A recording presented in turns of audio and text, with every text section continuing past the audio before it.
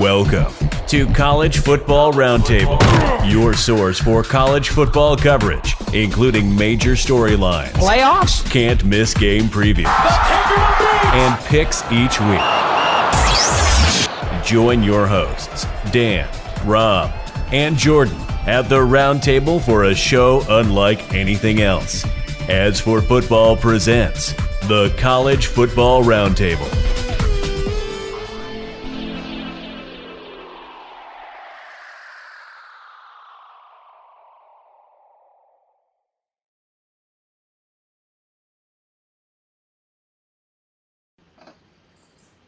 Welcome back, everybody. I'm Rob, the Angry Colonel. The NFL draft starts on Thursday. If you can believe that, we're 2 days away. The transfer portal is open, and it's already having an impact on the game. There are some crazy moves that's happened just in the last 24 hours coming out of spring games. EA Sports and the NCAA need to get their act together and release the college football game. I think everybody's been waiting on that for at least a decade. I know I have. But anyway, welcome back. What's up, Trash Talkers? Welcome to the Combined College Football Roundtable, or the Army Football Alumni Show, as we're going to call it today. I'm your host, Rob, in Fayetteville, North Carolina. We got Danno, Ikebesa coming out of Coastal Connecticut, Trigger Joe right up the street from the big house, and we also have 3 Army football alums, all played on the 96 team. We've got Tim Booth, we've got the notorious ZOP, and Randy Hawkins on with us today. How are we doing, guys? Awesome. Never better, man. I guess I'll go first. Life is good. Tim, how about you? Awesome. Great, just man. got off of work, and it's much better. Oh, Jim. Sorry. Tim and Jim. Sounds the same. Go for it. One of you guys. Zop, you're up, man. It's easy. Go ahead. No, it's awesome. Timmy Booth is always leading through the hole. So, honestly, it's good to have him together. Good seeing. I saw him last time, Air Force game. And am glad that he was able to connect here and my man Hawk over there. So life is good for me. Yeah, life is good. Hawk, how about you? It's always great down here in Tampa. I'm so happy to join the roundtable. It's good to chat about football. During what used to be our dead period and those sad days, after the national championship and after the Super Bowl. And so, when you find yourself craving a little football, all you got is the high school, national letter of intent day. You got the spring college football and the NFL draft. So, but now we have the XFL, and I know we're going to talk about that later. So I'll shut up for now. Awesome. Timmy, how about you? I'm doing good. I'm actually sitting in the parking lot of my physical therapy place, waiting on physical therapy on my shoulder, trying to stave off a total shoulder replacement. So, oh, wow. Yeah. Brutal. Fighting off father time and injuries. We all understand that for sure. Yes. All right. So just a real quick catch up about this roundtable. Roundtable is where we're going to talk about the service academies. We talk about what's going on in football, but seeing that we are in the dead period, we're about halfway to the start of the 2023 season. If you can believe that, it seems like it's so far away, but it's not. Spring games are over. So this is our opportunity to chat really quickly about some football. But without further ado, I'll pass it over to Dan, and let's chat about the service academies. Yeah, well, as we all know, Army has a new offensive coordinator, Drew Thatcher. Coach Thatcher comes in with a new offense, kind of a run-pass option type offense. A lot of buzz about that. I don't know how much we're going to talk about that today, but I have seen this thing in person, and I am prepared to tell you what I saw. Air Force, as we all know, won the Commander-in-Chief's trophy, unfortunately. Ended their season with a win against a disappointing Baylor team, which was fine. Troy Calhoun remained at Air Force, which is amazing. I think that guy has found his forever home. And, I think a lot of us were hoping he would head on to the Power 5. I certainly was. And finally, Navy dumped Coach Ken, promoted defensive coordinator Brian Newberry into the head coaching position. And they've got new offensive coordinator, new defensive coordinator. They've got their best football player arguably playing lacrosse. Like, they got a lot going on. So, I don't know, man. Yeah, it's going to be interesting to see how that falls out. Do you think R-Line comes back next year with the new offense, or is he going to play, or is this it for him? No, he was at spring practice until, he's like spring practice with the football team, and then he shows up on Saturdays to play with the lacrosse team, which is, good work if you can get it, I think. Yeah, that's crazy. All right, so spring football updates. We'll toss it to Joe and Hawk real quick to talk about Michigan football, and then we'll go back to Army because I know that you had gotten to the spring game, Dan. So, Joe, what are you hearing about the spring practice? There's a lot of buzz coming out of Ann Arbor about, just a different kind of vibe. They're, coming off of, I think they're 19th in the transfer portal right now. Um, coming off back-to-back Big Ten titles and back-to-back beatdowns of OSU.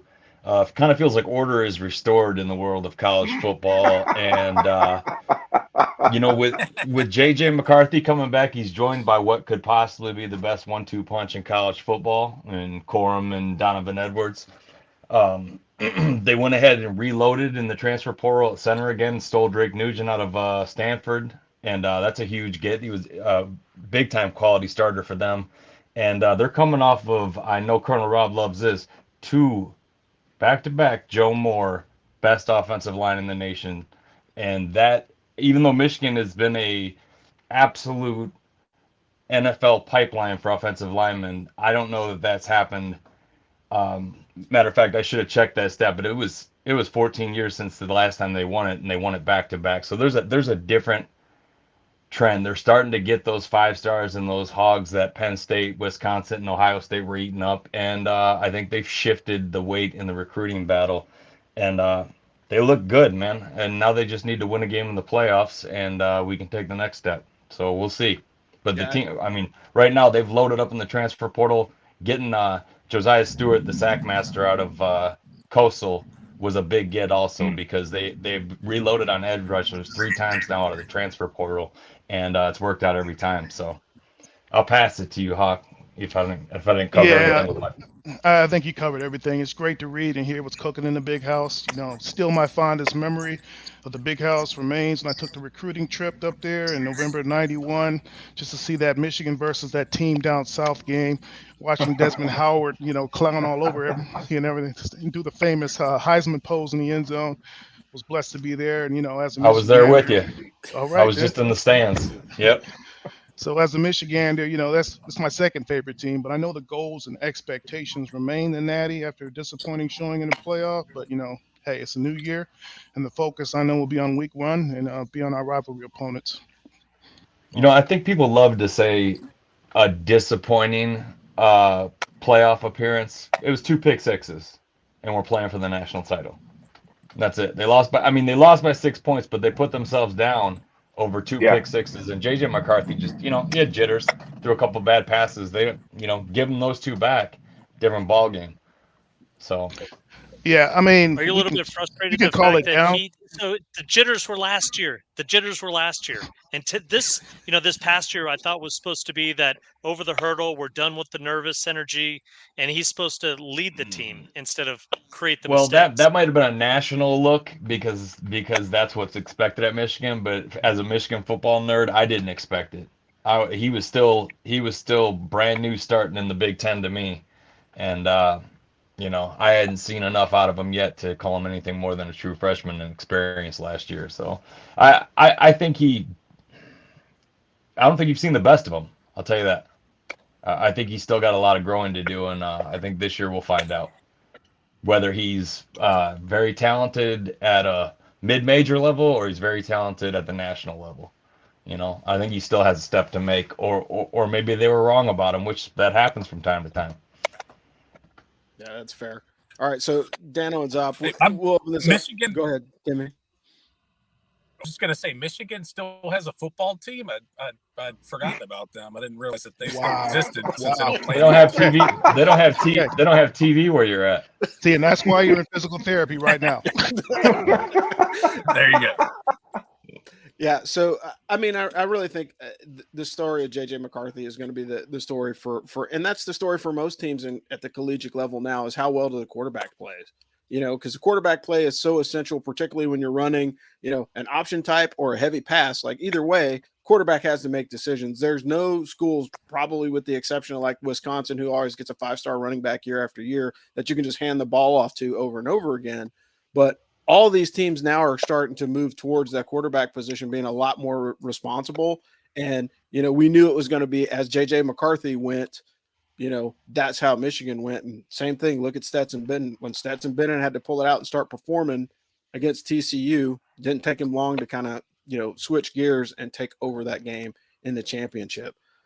It stings a bit when you lose one of the front runners for the Heisman second to last game of the year too. I mean, that's adjusting on the fly. Not to make excuses, but losing Blake Corum hurt badly. And anybody that says that's a homer statement hasn't watched Blake Corum, because he pretty much, their offense ran through him. Yeah, that's fair. And speaking of new offense, let's talk about spring football at Army.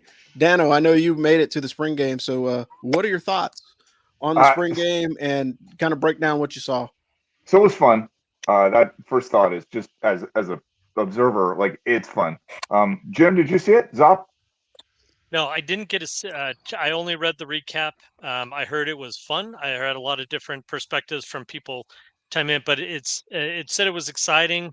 It's very new. 15 days of practice is not going to enable you to master this type of offense. So we have a lot of growing to do over the summer.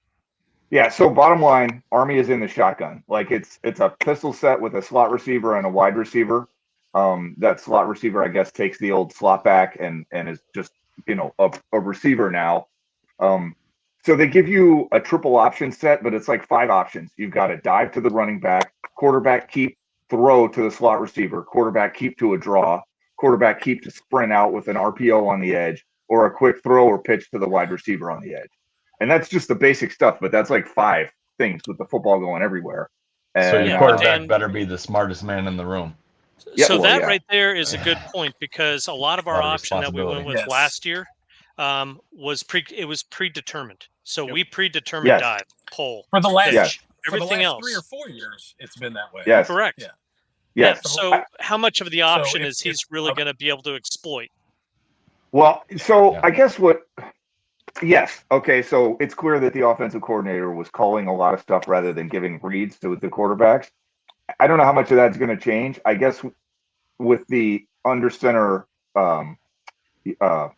flex bone, it's a little less obvious, at least to the casual observer, like what the call was. Was that the fullback dive? Was that the midline option, like inside veer? Like, this, you can sort of see the play set up. Like, the ball goes to the perimeter a lot more, but they are also trying to accomplish like more stuff. Not necessarily in more ways, but just the ball's going in a lot of different directions versus, keep, pitch, dive, whatever. And that's not a knock or anything. I'm just telling you what I saw. So it'll be interesting. I know we're going to do more on it. There's a whole blocking scheme, and there's a whole scheme based on whether or not the quarterback pivots. And I don't know. I mean, definitely in this show, we're not going to get into the details, but it was cool. One thing I will say is the recruits that they have, every recruit I've seen is like a monster. Like, they're all 6'3" plus. They're all tall. So nice. That's good to hear, Dan. So you're saying Zop and Hawk wouldn't have gotten recruited in the No, probably not. I mean, seriously, it's, I think the whole statement was, man, you looked a lot bigger on film. Well, on VHS, everybody looked big. Yeah. So it was what, 2 or 3 years ago, that Army took Michigan to overtime in the Big House. That's 3 I want to see Army get back there. Yeah, so do we all. I want to see Army be, and they can. They can. So what concerns me is I don't have a feel for how much pass blocking the offensive line is going to have to do and what that's going to look like. Because they're totally throwing the ball. And quarterbacks look good throwing the ball, and they got Isaiah Alston who will catch anything you throw at him. But there's more pass blocking going on there. And that's like, you're going to LSU, you're going to throw against those guys. Yeah, Tim, go ahead. Tim. The RPO game, it's run first, right? So really, there's not pure has reads, but you still have to fire out like you're hitting they might be running. So speaking, I have to worry much about like a pro style sit in the pocket kind of pass rush. The ball's got to get out of the quarterback's hands quick in that offense.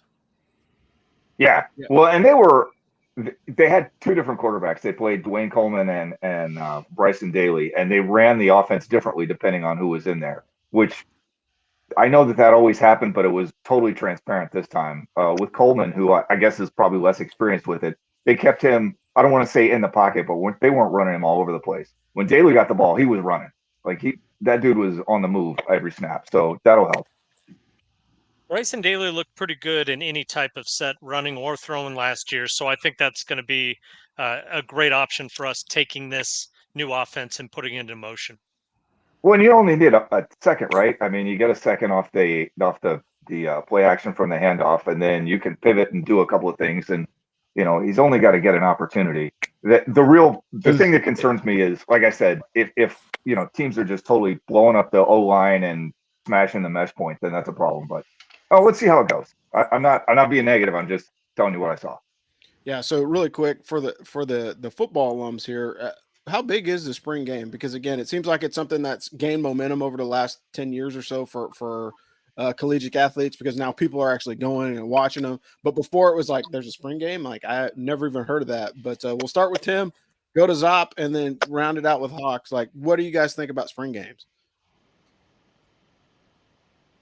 Oh, I think it's very important. Just like spring practice. I wish they let teams practice more, but you get 15 practices, then limit it for good reasons. But it's really crucial for development. I mean, in most teams, you get a crop of senior folks, like seniors or firsties that leave, and then you got to fill in the gaps, and it helps bridge that gap between. I don't know who was talking about it earlier. This big gap between.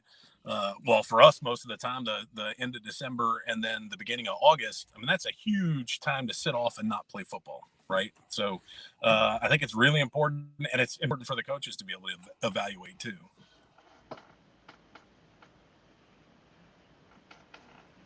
Zop, you're up. Yeah, I think the spring game, so the spring game for us was, I think, a practice at game speed when we did it. And I thought it was, really kind of fine tuning the office. It's critical this year because of the new offense, obviously new offense coordinator, new offensive system. I think it's absolutely critical for us. But the one thing that, Coach Munkin's done with the entire staff is they've really tried to broadcast and advertise much more, make it more West Point more attractive to come up. So as far as recruits, just being on hand and what you saw, Dan, I think is pretty significant in the recruiting side of it. So to draw out and to say you got all these monsters, that team picture that they took as far as all the committed, I think is a big deal for recruiting. And so the impact is gone beyond just what it is as far as the offense and defense and X's and O's. It's turned into how can we leverage this to recruit better to the military academy? Yeah. Yeah, I think that really matters. Hawk, you're batting up cleanup. Last comment. Yeah, I just think that both Tim and Zop hit the nail on the head there. I mean, the coaches have got to figure out how the new offense is going to work, how their personnel look in that new offense, and whether or not they can execute it. And if not, they have a few short months to figure out, okay, who's going to be the right person in the spot to do that. And then just to wrap up and reiterate what Zop said, spring football today in college has been more of a recruiting tool. So you got to have your recruits there, and they need to see themselves wearing that uniform, see themselves going to that spring game and, being in those repetitions with those players and then one day being on the field. So. Yeah, that's awesome. And I can tell you one thing that probably will never change at Army. If you are a wide receiver, you're still going to be stock blocking. So work on your downfield blocks. Like that will never change. I think that's going to be locked in stone forever, because the ability to run is also tied to how well your receivers block downfield. And that's one of the most unspoken about parts of Army football is the wide receivers are busting their butts play after play, blocking downfield. If they're not running routes, they're running downfield and they're picking off a safety or a corner. And again, that's one of the least observed parts of the game, but it's very, very important. And we'll move on into the FPI rankings. For what it's worth, like these things are garbage until you actually get into the season and we start playing some games. But right now, the top 10 for your preseason, like it or lump it, is Hawk and and Joe's favorite team, the Ohio State University Buckeyes.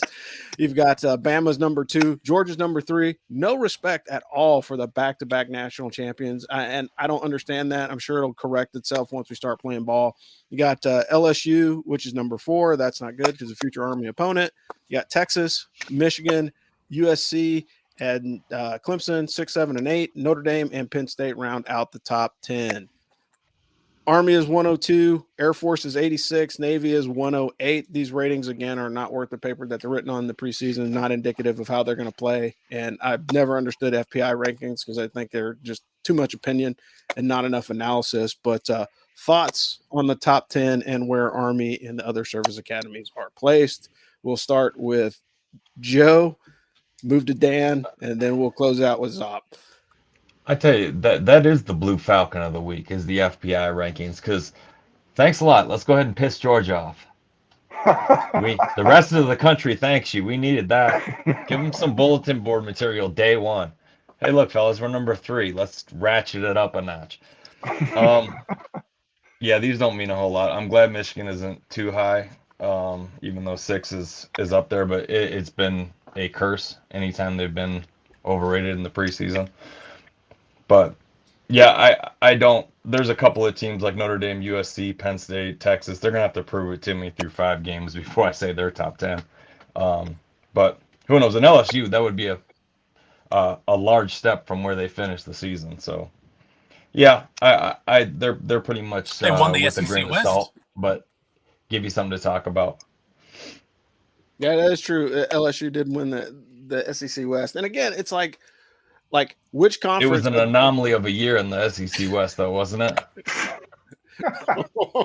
Wins matter. Wins and losses matter. They do. Yeah. They do. But, you must have been watching the Michigan losses, because that means you missed every game but 2 in the last couple of years. So when you said they still have a football team, they might only show the losses where you're at, and that would only be 2 in the last 2 years. So nice. No, LSU, I give them all the credit, man.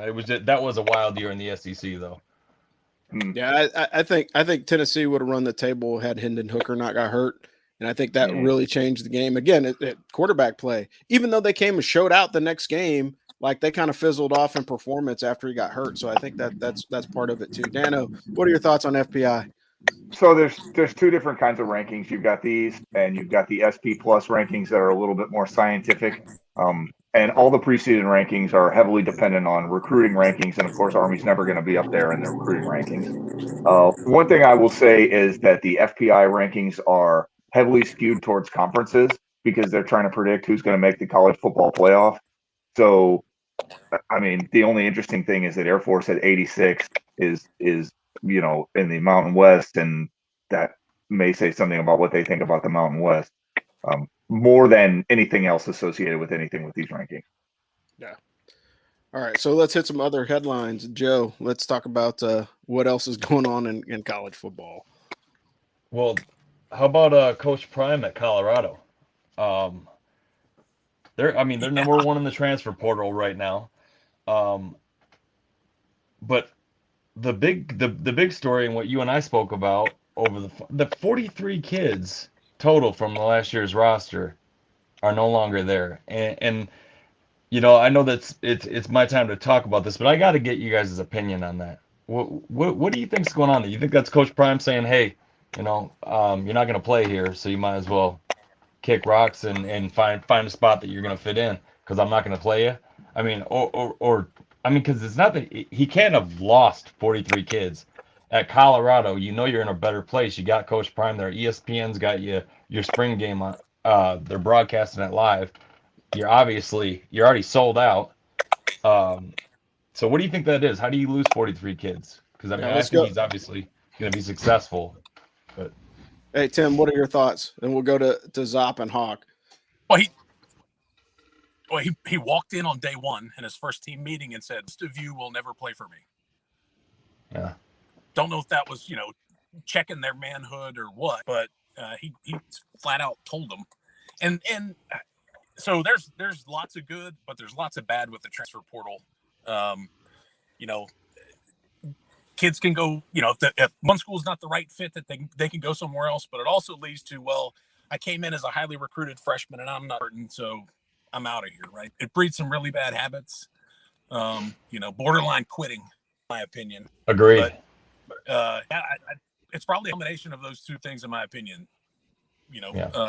Dion really hard on them, and then probably, being truthful in what you don't think many of you are going to, make the playing field, and then kids seeing that and thinking, well, I'll just go somewhere else. Yeah, and we talked about that on the show last season, about how the transfer portal can almost be an adversary to teaching kids how to deal with challenges in life. And Coach, I think Coach Prime, exactly what Tim said. I think it was more of a gentleman's course. Like, hey, nothing personal, but I'm not going to play you, just so you know. But you don't think Bobby Knight's players, a few of them would have transferred if they didn't have to sit out a year? No. And I think a lot of those guys say they're better men after stuff like that. Even though I'm a Michigan fan, I respect. I bet a lot of Bo and Woody's players would have transferred if they didn't have to lose a year of eligibility. There's tough coaches in life, and I got to lean towards Tim's way and say that iron sharpens iron, and a lot of times a tough coach isn't necessarily a bad coach. A lot of times it's what you need, not what you want. Zop, you got a hot take? Yeah, I do, and I think it's timing. So Bobby Knight and Bo Schembechler and Woody Hayes never had to deal with social media. I think social media exposes people's weak, fragile egos, and if you have something that's posted all over, it says, Coach Prime says you're not good enough to play here, they're going to run for the hills, and they're not going to do two things. Let me go find something a little bit further away from this coach, and let me go try and figure out what I can do on the NIL deal. How can I make some money in the process? So to me, I think there's competing, things, whether it's social media, peer pressure. Sure. I mean, you're talking about Shedeur Sanders saying, he's throwing dimes to a guy that's transferring. He's going to transfer. He's going to be. Yeah. He was one of their weapons, and I think killed it in the spring wasn't game. Plastered. Yeah, spring break. But if it wasn't plastered all over social media, I don't think we would have heard two words about it. I think it would have been just like one of those. Yeah, he's trying to check you, and he's trying to see how tough you are, and are you going to be a part of this or not? And I think without the look into the locker room, I think that you would see a lot less of the proliferation of the transfer portal. Yeah, not to mention, that if a kid walked up to him and said, Coach, you may not think so right now, but I don't want to play for anybody else, and I'm going to prove it to you. I'm good enough to be here. That's the kind of kid you want to play for you, because that's a dude who wants to win for you. And I think that's the kid he's looking for, and why he took such a hard line coming in, because you're talking about turning around a losing program. So you got to go in and immediately find out who the winners are out of that losing program, because there are a few. And so, by going in there, you're going to set that high standard, and those people who are just going to fall back, they're going to fall back. Those who are going to work, they're going to work hard, and they're going to earn a spot, So I don't make too much of him losing so many people in the transfer portal. I think he's got to build the team that he wants his way, and we'll see how it looks in the fall. So.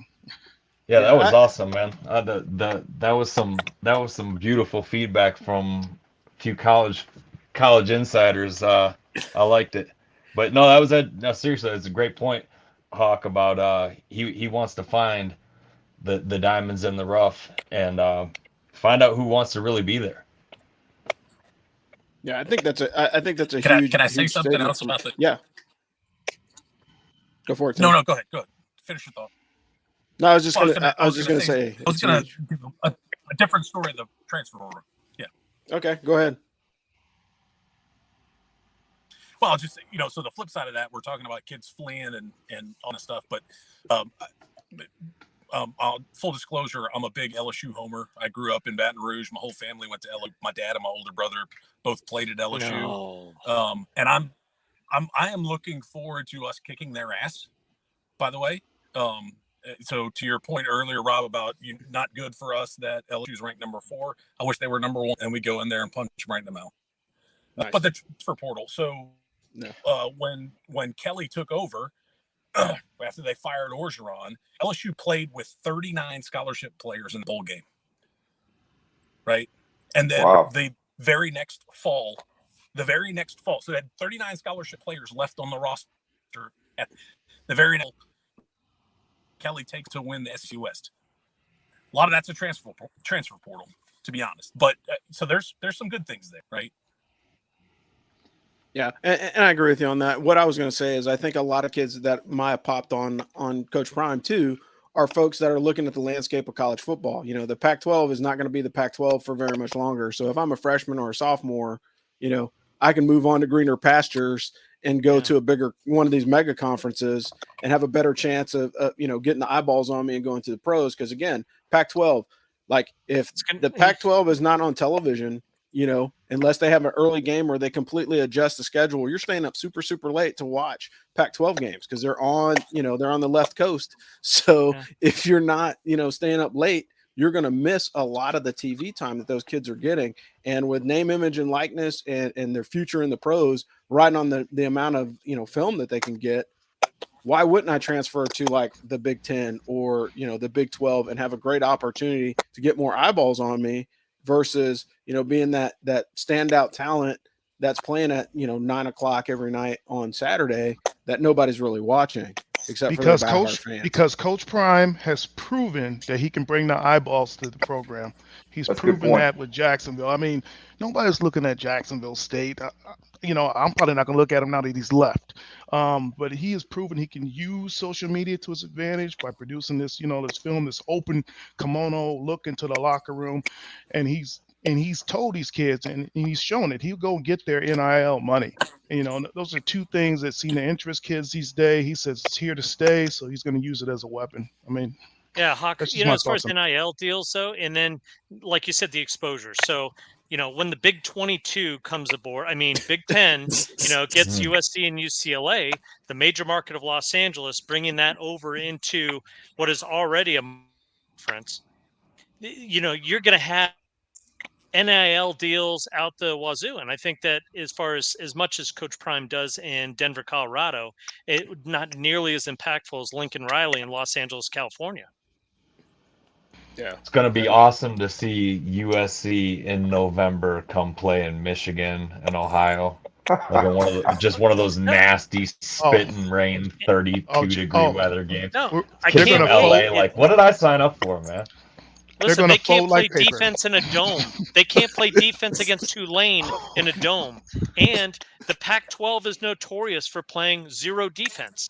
So until they can wake up and say your new culture is you have to play a little bit more defense. Now, it's not as good and solid top to bottom as the SEC, but UCLA and USC, really fun to watch on the offensive side of the ball. Very depressing to see all these athletes that cannot line up and play defense. Yeah. Well, you know, and that's like Penn State was going to dominate. Nebraska was going to be a problem and contend for titles. Okay, play that schedule. Other than the SEC, I'll stand that schedule up against anybody. You got to go play in Ohio and Michigan in November. Have fun. Yeah. Penn State, Michigan State, Iowa, all those teams hit hard and they play in cold weather. Yeah, I think that's going to be a little bit of a culture shock. Plus, having to play defense, I think it'll be for those teams that are used to scoring, hanging 35, 40 points a game. They're going to be in shock when they get 20 points or 2 touchdowns, 14 or 17. They have 2 touchdowns and a field goal. It's freezing cold and they're getting smacked in the mouth. And that's going to be across the board in the Big Ten. And then, or your starting quarterback gets concussed in Columbus. You know, stuff like that happens. Yeah. Yeah, for sure. from the fans throwing stuff from the horseshoe. Yeah. It's a brutal environment. Brutal. You classless heathens. I didn't say it. Yeah, but that LSU comment, Tim, that LSU comment was because most Michigan fans expect them to be undefeated. When I was a little kid, I was either playing for Michigan or LSU because I love their helmets. So I've always been a closet LSU supporter. I just always expect them to have 1 or 0 losses. So when they don't, it's like, bad season. But Yeah, that's fair. But again, it goes back to, like, as we were talking about NIL and everything else. Hey, the NC2A game has been delayed. We talked about that in the teaser. I think it's I think the main thing that will make that thing a great selling point is if they work out all the issues that the Madden game has, because year after year, people complain about Madden on the platform. So if it's not a good game and your team is not in it, I don't think it's going to sell the way that the previous versions of the game did. And so we'll see what happens. We'll run down the current standings in the transfer portal. Right now, you've got Colorado is number 1, LSU number 2, Auburn number 3, USC number 4, Florida State, UCLA, Ole Miss, Oklahoma, SMU, and Oregon are all in the top 10. Moving on to the road to the draft. Any guesses into which university has the number 1 or the highest number of active NFL players? And don't look at the outline. If you have, it's not fair. But I confess that I saw this on social media before. I saw this on social Georgia, media before Alabama, you posted LSU, it. Michigan. It's gotta be Bama, Georgia, Buckeyes. Yeah, so right now your top 5 with active players, or we'll say the top 6, because Alabama's a class by LSU's itself. up there. Yeah, Bama has 71 active players in the league as we speak. They have 2 teams. Yeah, basically. Ohio State has 60 players in the league. LSU with 58. Clemson has 37. Georgia has 49, and Notre Dame has 47. Moving on to the next point, Notre Dame is actually the number 1 school in college football for producing pro athletes. So if you are a prospective candidate and you're trying to go there, Touchdown Jesus is where it's at if you're trying to make it into the pros. However, that squad is very, very difficult to get on. They have 522 in the NFL since the inception of the league. USC is number 2 with 479. Buckeyes have 479. Those stanky Oklahoma Sooners have 409 active players in the NFL, and Michigan has 392. Rounding out the top 10, you got Bama, Penn State, LSU, Florida, and Nebraska as of 2022. And believe it or not, in the 2021 draft, Georgia passed Ohio State and LSU for having the most players enter the league in a single draft. The previous record was 14 in the 2004 and the 2020 season, and Georgia hit 15 last year. So if you're looking at a program, again, all roads to the pros lead to the SEC when you look at the top teams that are putting people in the NFL. The University of Miami was up there in the 90s back when, they had the bad boys of college football, but those dudes have since fell off for about a decade. And again, your dirty trio is your guys that are habitually in the college football playoff. So if you can get to Ohio State, Michigan, or Bama, you have a pretty decent chance of getting into Georgia. Yeah, and Joe, one of your points earlier was, don't poke the bear in Georgia. Georgia sent all these people to the draft, and Kirby has shown the ability to reload. So to your point is when you're saying you put them in number 3, he's already proven that model that he can re-recruit and institute, just blend them on into the system and just beat the tar out of people. So beware. I think it's a beautiful mix of finding transfer portal starters for absolute the exclusive positions, the ones you absolutely have to have somebody with experience at, and then filling the rest with super athletic freshmen. And it's like he reloads, and they might be first half of the season look one way, and the second half of the season they look like a different team. It seems like it's the Bama model, except he's better at it, better at recruiting. Well, he learned it from the master. Yeah, you got to keep in mind Kirby was a coach underneath old Nick Saban, and I think that's part of the complaint too, because Saban is seeing all his contemporaries or folks that used to hover around his circle starting to use the same playbook as he has, and teams are starting to catch up. It used to be back in the day that there was only like a couple of teams that were shooting their shot to take over the Bama legacy or dynasty in college football, but now everybody else is starting to catch up. And I think recruiting in the transfer portal is helping, and the transfer portal is helping big time just because, again, like Joe mentioned, I can go out and specifically recruit and look for that guy that I need. And if he's in the transfer portal, then I can just get access to all his, his film and everything else, study this guy pretty well, and then fit him in the right spot. And that's a dangerous proposition, because if I'm like a junior at the University of Iowa and Kirby Smart comes knocking, I'm probably not going to say no. Right. Well, yeah. And And do if you you want to be blink, the number 4? You want to be the number 4 linebacker at Alabama and see the field like on every other kickoff, or do you want to go be the number 1 linebacker at Yep. Miami, Ohio, or something like that? I mean, dudes are getting a chance to play, and ironically, the group of 5, a few of them at least, have benefited as well from some of these really talented guys that just can't see the field. So, and some of that is pure. Like we knocked it earlier saying it's, not dealing with adversity. Some of that is a kid really assessing the situation, man. Like, look, man, there's 2 I'm never studs going in to front of start. me, and I want to Yeah. play football. I want to be part of a team. It doesn't have to be this team, but I want to play on that team. And I get that. I mean, that's a big part And of I love it recruiting. because it does kind of sway the battle between Saban and the rest of the country. And if you blink twice, you'll have spent more time than I will feeling bad for Nick Saban for any reason But that is a big part of the whatsoever. transfer Spoiled of your with talent. decision as an athlete is, do I want to go someplace where I know I can contribute, or do I want to go Sure. someplace where it's just the best place that they'll take me, the best program? And there's like some calculus there that. Yeah. Well, I mean, comments from Well, the recruited athletes. Tim, go ahead. It's really interesting, the dynamic, and we don't know what it's going to look term, but so there's a couple of things that I see, and this is just like if you go to work somewhere, you don't like the culture, right? So you get recruited at Colorado before Dion gets there, right? 2 years ago, you recruited at Colorado and realize that it's a complete, shit show. I mean, it's the culture horrible. Nobody's going to workouts. Nobody's in the gym. Everybody just cares about their own playing time and their own stats. Yeah, I'm going to go somewhere. And then you have a real positive benefit, in my opinion, is these quote unquote, 2-3 stars, and they go to Miami of Ohio and they perform well.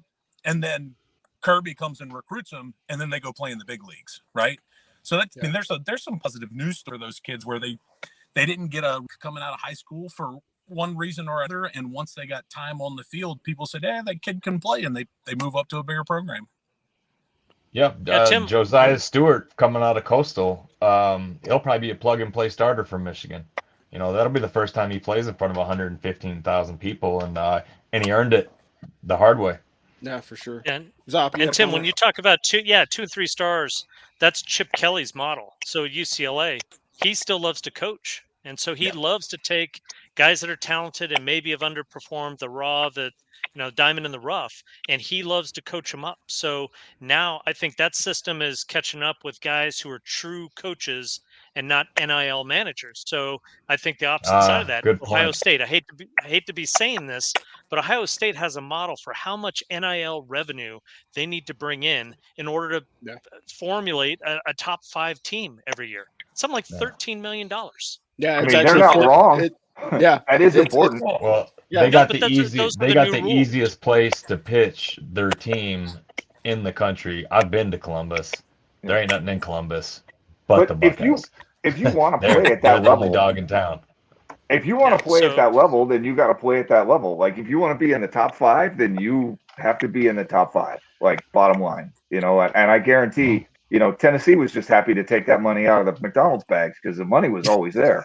Yeah, for Well, sure. speaking of the Buckeyes, as a true Wolverine fan, I can be 100% honest. They're a field goal away from beating Georgia, and no one's talking about that. I mean, they've got the talent. Mhm. And I do think they probably played their worst game against Michigan. I don't mind that at all. But remember we were saying going into the playoff, I said I wouldn't want to play Ohio State right now. Not after And Ryan Day's a what great Michigan coach. did. Yeah. He is a good coach, and he develops his talent as well. So as much as there's money involved, I love to see Harbaugh against you got him in the same coach on coach as much as player on player matchup I think is such an exciting game, very much like Lincoln Riley, Chip Kelly, UCLA USC game. And then you had the Kirby and Nick Saban. So the coaching matchups I think are as intriguing as the matchups on the field. Yeah, I think we're finally getting to the point now, and transfer portal, NIL, everything all being said. Like when there's parity on the field because of the players that you can bring to the game, then it truly falls to the coaches and who has the best strategy on getting their team over the hump. So I think that's super important. Great discussion, guys, but we're going to talk about the draft really quick and we'll get everybody out of here because we're running about 40 minutes right now. Good conversation, though. I love it. I love talking about football in general, so this is always great. But moving on. So Army has had 2 players drafted recently. And when I mean 2 players drafted, I mean NFL 7 rounds drafted. So the last 2 were Caleb Campbell and Tim's old roommate, Ron Makeda, as it says in the NFL roster. But Cole Christensen was the first Army football player to win a national NFL championship. He's on the Kansas City Chiefs. He was opposed to Brett Toth, who was on the Philadelphia Eagles. So it would have happened either way last year. But again, Andre Carter II is probably going to get drafted. I have some insider information. A friend of mine that used to work at the front office with the Browns. Do not be surprised if he ends up there.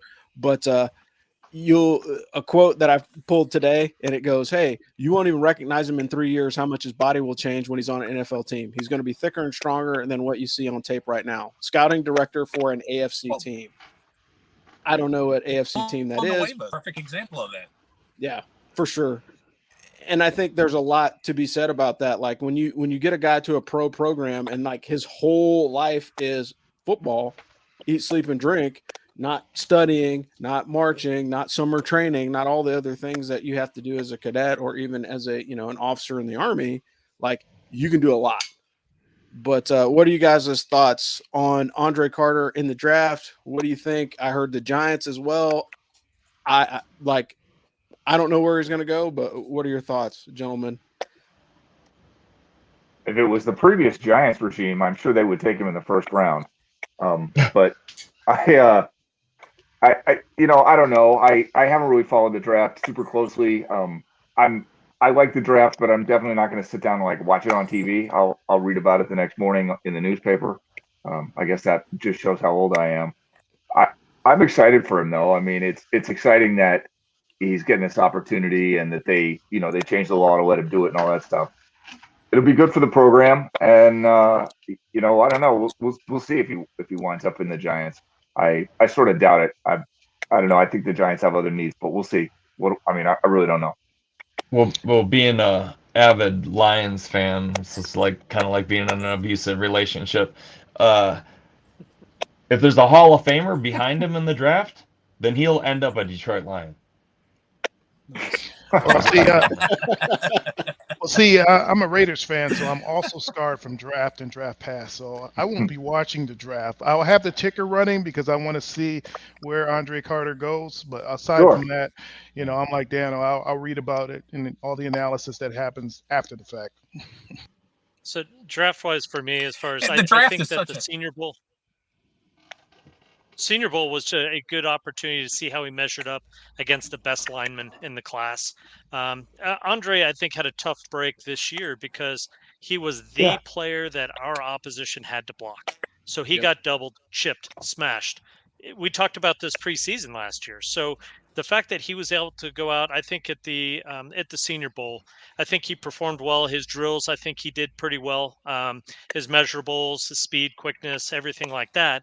But I think the one thing that, to improve, I would say if I characterize Andre Carter, you got to take him because I think you can make him bigger, stronger. You put him in a professional program.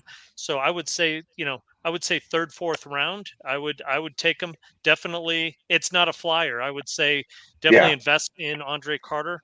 But the guys the comparative, the 2 linemen's edge rushers that I'm looking at, Tyree Wilson from Texas Tech, and then you got Will Anderson from Alabama, who absolutely mauled tight ends and tackles one-on-one, and when they were, facing the run. So that's the one thing. If Andre Carter can get a little bit better there, his stock, or if his perceived, against the run capabilities can improve, I think he could actually move up the draft board.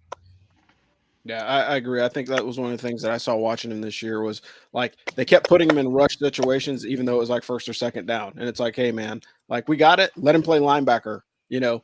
Then when we get to those third and longs or those situational downs, let him rush. I think that was one of the things that I saw. I'm looking forward to it. Hopefully he will get drafted and get the opportunity to play again. You could always take the Villanueva route, but that was a little bit longer. And we all of us on this call know about giving up your best years of your youth to the U.S. government. So again, sometimes it's better to strike while the iron is hot, and hopefully he gets the opportunity to play.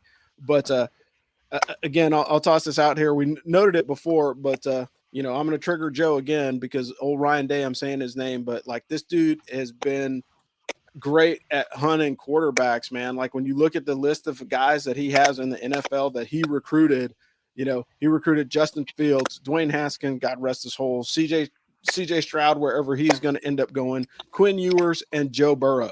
Like all of those guys would be considered good. So, I mean, the guy has an eye for talent. It's just, but he never played Joe Burrow, so true. And fact.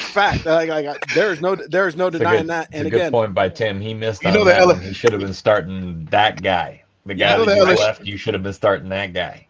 I know the LSU guy is going to chime up. Of course. Well, because again, Joe Burrow ran the table. Like there was Joe no Burrows doubt, is an assassin. Like there was no doubt in anyone's mind when LSU started rolling about 4 games in, is a wrap. Go ahead, Tim. Well, I was just gonna say, he transferred, but he graduated from Ohio State. He didn't do the transfer portal thing, but he would be a candidate for that. I mean, he was a talented kid, and the shining example of somebody who's ready to start as a freshman. He should have been starting as a freshman. He'll tell you that.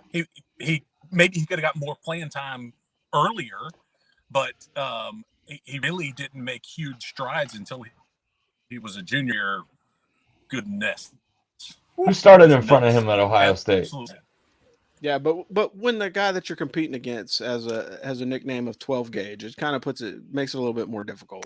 You know what I mean? Because and again, it's an embarrassment of riches at Ohio State's with quarterbacks for the most part. That's rarely, if ever, do they have a bad year at QB1, and that what makes a problem for all those other dudes. But again, now with the transfer portal, it makes it great. I think the grad transfer is probably the way to go, particularly for a quarterback that maybe you want to go to your dream school and play, or hey, look, I can plug in with this offense and actually have a chance of winning. And Joe Burrow is a perfect example of that. And dude has not stopped rolling since he's gotten to the pros. So I don't think that it wasn't a fluke. That guy is legit talent for sure. The transfer portal won a Heisman Trophy last year under the right coach and the right system. They designed the whole system around him and brought that guy into a more, I guess, weapons-laden environment at USC. So that's how, the transfer portal for good, I guess. And Ohio State's problem is, I had a Lamborghini and a Ferrari. Which one do I drive? Yeah, for sure. Yep. For sure. Yep. All right, here's your projected top 5 right now, and I don't know if I agree with this, but Carolina Panthers are going to trade. They got a trade from the Bears.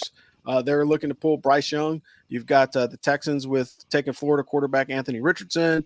Tennessee Titans are going to draft QB Will Levis from Kentucky, and your number 4 guy is CJ Stroud. So you're going to have basically that's insane. Your top 4 picks are quarterbacks, and again, these are all freaking mock drafts, and again, these are not worth the paper that they're written on because, again, these guys are just speculating. And I encourage you to start a drinking game if you watch the NFL draft and take a shot every time your mock draft is wrong. And I will tell you'll be highly inebriated. That's right. By 10 picks in. That means Will Anderson will be there at 6. And if he is and the Lions don't draft him, everyone should be fired because that dude is going to be an all-pro probably in his first season. Not all pro, but he's going to be a stud, and the Lions need as much defense as they can handle. Right what now, a good balance to the other rush end. I mean, that would, I think, make the Lions vicious. With Aiden Hutchinson. The year the Lions last year they went to the playoffs. The Lions didn't even have a good secondary. They just had Ndamukong Suh. Quarterbacks didn't have a chance to find the routes. I honestly can't believe that there are people. I understand that Anthony Richardson from Florida has had a good pre-draft thing, but and Kentucky quarterback Will Levis going ahead of CJ Stroud, like that is freaking nuts, man. That's That's horrendous. like I'm sorry. That's like Anthony Richardson's going to be the boomer bust of this yeah, draft. well, that's fine. That's okay, but you don't take boomer bust second. You take boomer bust in the second round. Well, if you're the Texans, you do. Says it right here. Yeah, I like CJ Stroud better. I mean, quarterbacks go. I like CJ Stroud better. I think he's more athletic. He's bigger, more That's durable. nuts. Durability is a big issue in the NFL. Yeah. I love Bryce Young. He is a winner. And so everybody's saying those superlatives, and comparisons against Drew Brees. Drew Brees wasn't a terribly big guy, but depending on the system he goes to, if he went to the early 90s Cowboys like Troy Aikman did, and Troy Aikman got the tar beat out of him, good thing he was a big guy and could withstand some hits. Yeah, he did. Bryce Young is not going to withstand those hits. So I think We were that's the just only talking question about is, it. Yep. get him in the right system. You got to put him somewhere where he's surrounded by an offensive line like the Michigan Wolverines. I hate to say it. That is the model, is protect that man or get the ball out of his hand in 2.3 seconds. Yeah, because I'm wary of if I'm an NFL owner of spending $40 million a season on that frame. Yeah, for sure. I mean, It's just he's could you imagine talented him as all running? get out, but Yeah, could you imagine him running an offense like Baltimore? Like, dude, he'd get destroyed. He'd get killed. You might as well kill him. Like, just shoot him on the sideline. Fastest quarterback that's ever played the game is probably Michael Vick. Yeah. And Aaron Brooks was his cousin. Played for the Saints. Told him his rookie year, like, look, you got a chance to play in this league, but stop being so reckless when you run. Gets his leg broke. What, year one? Yep. He told me, he's like, you're gonna get hurt. And I mean, it didn't take long before somebody hit him and broke his leg. It's a different game. You're playing with the top 1% of the top 1%. Was it a chop block that did it? Is that why they outlawed it? I hope not. Yeah, but RG3 was the perfect example of the guy stayed in bounds too long. Yeah. Ruined his career. Yeah, He had a great body type for a sprinter. Yeah, he really did. Hurdler. Yeah. Yep. That's what he should have done on some of those dudes that were trying to take out his legs.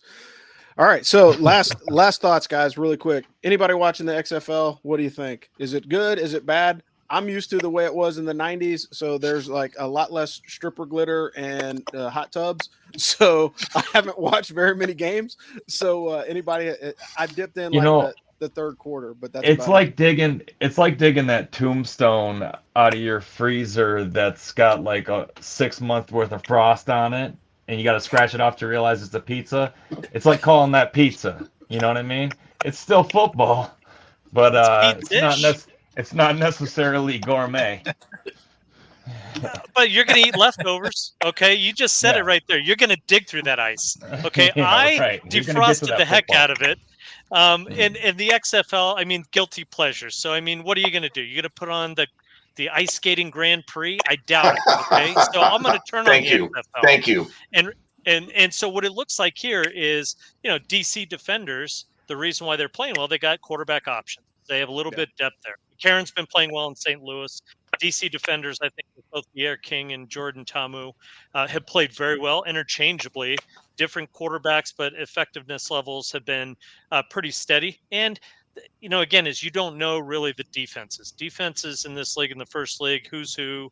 It's kind of treacherous to watch. They run a base. You're going to just scream through, do all that kind of stuff. And then the offensive line, again, is getting in the first, it's like being a bunch of rookies on a brand new system, brand new team. So I think first half was sloppy. It's gotten a little bit better. But obviously, DC and I think Houston Roughnecks, I think we're truly the classes of the respective leagues. North and South. And I think I'm going to agree with everything Zop said, and I'm going to upgrade that Barron's pizza to a DiGiorno pizza. I'm going to watch this weekend to see who's going to be in the championship for the XFL. So, it got a little interesting in the end. It got exciting. It got better, like Zop said, in the end, especially with the Battlehawks, even though they didn't make the playoffs.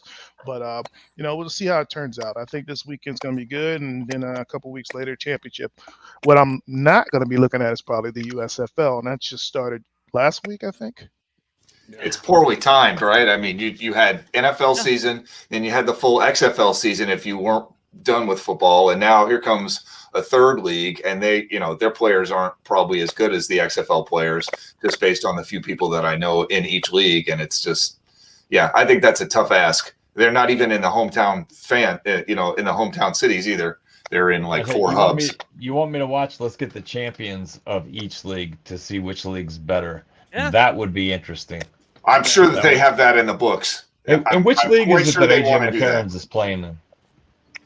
He's playing in the XFL. I'd go XFL. I'm going XFL. Well, they came out of their blocks. I just read the story about it, about why he's doing it, and I thought that was one of the coolest things. Like, a lot of these guys are just dudes who love the game, wanting to play some more football, and he could have been on a roster in the NFL, but he wanted his sons to see him play football. And I thought, like, dude, that's one of my favorite stories about football this season. And he's playing well. Yep.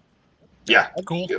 I think that's fair. And again, like, there's always those hidden gems that kind of come out of XFL. For those of you guys that are throwback, and we guys are all of us on this call are old enough to remember Tommy Maddox, who won the first championship in the XFL, and then next thing you know, he's playing in the NFL. And so there is some carryover, and I think the difference, honestly, between the XFL, version 1 versus XFL version 2 is now version 2 that they're actually trying to play football. Whereas before, I think it was a long commercial for WWE. Yeah, but Herschel Walker, the New Jersey Generals, and you had Jim Kelly, Houston Gamblers. You had, Michigan Panthers, USFL. Anthony Carter played for the Michigan Anthony Panthers. Carter. One of the But best you had some receivers of all highlighters time. Yep. And so for that's some of the legends of NFL, USFL. Yep, that is. Yeah. But now as far as XFL, I think that, to me, is their uniforms are better. There's a lot of red. There's a lot of red in the USFL, and it's pretty horrible. I mean, it's like I can't even. It's inter-squad scrimmage, like the Maple Leafs and the Tampa Bay Lightning in hockey. It's kind of brutal. Who's playing here? I don't own any red clothing. All right.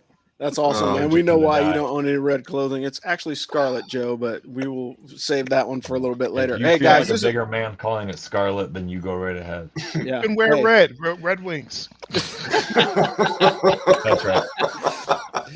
All right, guys. Hey, this has been great. Hey, for the college football roundtable, because we had a roundtable this time for sure with 4 or 3 other guests on here. I really appreciate you guys coming on. Thanks, Tim, Zop, and Hawk, for jumping on board. Comments, as always, were always great. Hey, we'd like to do this again. Yeah, we got to do this again as we start getting closer into the season. Definitely, spring games are exciting. We're looking forward to the draft. Hopefully, Andre Carter will go somewhere in the first 3 or 4 rounds. I think he's projected to go in the 4th. XFL playoffs are this weekend. The championships the following weekend. And, hey, you know what? As always, beat Navy and watch a whole lot of football, because we're at the midway point. You're going to blink twice, and we'll be starting the season, and we'll be looking to follow the Army football season again. But I'm Rob the Angry Colonel for your local team here, and we got Trigger Joe in the home of the big house. We've got Danno Ikebesa in coastal Connecticut. We got Tim, Jim, and Hawk, the Army football alum that were gracious enough to come on the show today. And we'll see you guys next time. Thanks. Beat them.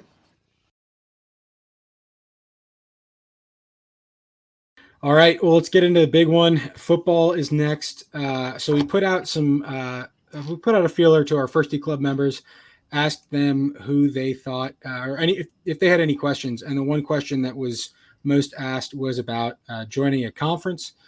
So number one, have any conferences reached out since the last time we spoke? And then the other sort of half of that question is, what sort of, I know you said that you value Army's independence. I think that Army as an institution does too. What sort of conditions do you see that would lead to Army joining a conference? Yeah, great question. I'll try to be pretty transparent here. The shifting landscape of college football and college athletics in general, it's those external factors. We still value our independence. For example, if the college football playoff expands, which it's going to, the way the proposal is written is it's the 5 Power 5 conference champions, and then the next highest ranked conference champion, and then the next 6 highest ranked teams. So essentially what they're saying is the Power 5 conference champs all get in, and then whatever group of 5 team that's the highest ranked, right? Whether it's the Sun Belt champ, the MAC champ, the American champ. Well, that means Army as an independent. It used to be if we were just the highest ranked independent, I thought, or the highest ranked group of 5, you might get that last spot. But now they're saying it's the highest ranked group of 5 conference champion. So we don't have an avenue other than we have to be ranked in the top 12 in the country, which is going to be difficult to do when teams like Tennessee and others decide, I know we had a contract, but we're not going to play you. Yeah. And by the way, like if I'm the AD at Tennessee, I'm making the same decision. Like, playing Army is a really difficult proposition for Power 5 teams, because if you beat us, you're supposed to, and it ain't going to be easy to beat us. And if you don't beat us, it's, the world has ended, Armageddon set in. So, and let me be clear, Jeff Monken and Mike Buddy and Steve Gilland, like, we want opportunity to be the best at everything that we do. And so we want to be in the college football playoff. And so if the only way that we get there, and this is crystal clear, and there's no other opportunity by the year 2027 for us to get to the college football playoff, other than to join a group of 5 league and win it, I think we'd be crazy not to consider it. Not to mention the things that go along with that college football playoff, which is a big cut of the money that's going to exponentially grow. They think about $450 million of new money will come in with the expansion. Those are dollars that I need so that our rugby program can keep operating and winning national championships. And our softball team and our volleyball team can continue to keep pace as travel costs and airplane jet fuel and buses, all those costs are rising. So the other question, James, has anybody called me from a conference? No. But it's my job after every fiscal year to sit back and say, hey, are we doing everything to maximize revenue? And we do that through Army Navy games, and we do that through game guarantees, and we do it through partnerships with Nike and CBS and Learfield. And so, I think I use the word holistic all the time. I do a holistic review of our department, and revenue matters. It's not the only thing. I mean, if revenue was the only thing that mattered, Boo Corrigan would have joined a conference 10 years ago. So we're no closer to joining a conference, but we're no further from joining a conference either. And anybody that sits here and pounds the fist and says, we will never, ever do X, Y, or Z, usually ends up looking pretty goofy when they end up doing precisely that. So I'll just leave it there. Thanks for listening to the Ask for Football College Football Roundtable. Tune in next week as the AFF team brings you more hot takes and college football analysis. We'd like to thank our sponsor, BuyerBarn.com. BuyerBarn.com is the world's first platform to perform online auctions and sales for farm animals. BuyerBarn.com is dedicated to helping small farmers in America and are extending a special discount to military veterans who want to help in the revolution of the family farm. Go to BuyerBarn.com/military. That's BuyerBarn.com, BYREBARN.com to learn more and to get started, or email them at info@BuyerBarn.com. Thanks again for listening to Ask for Football College Football Roundtable, and as always, beat Navy.